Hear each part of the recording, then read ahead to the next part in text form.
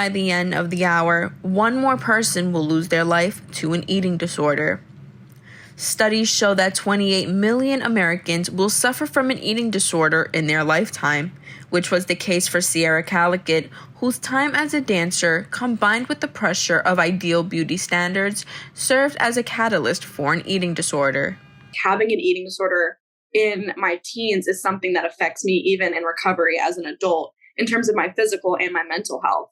According to experts from the American Psychiatric Association, an eating disorder is a behavioral condition characterized by severe and persistent disturbance in eating behaviors and causes distressing thoughts and emotions. Their relationship with food and or body is really impairing their ability to be really engaging with life. An eating disorder doesn't discriminate who it impacts.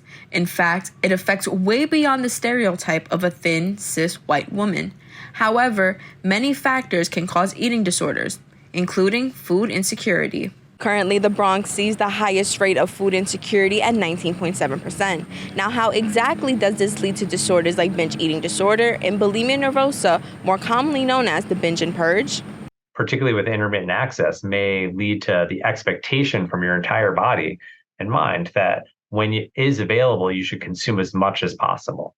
Although not always highlighted due to stigma, eating disorders are severe, and the Alliance for Eating Disorders says eating disorders are only second to opioid overdose when it comes to the deadliest mental illness.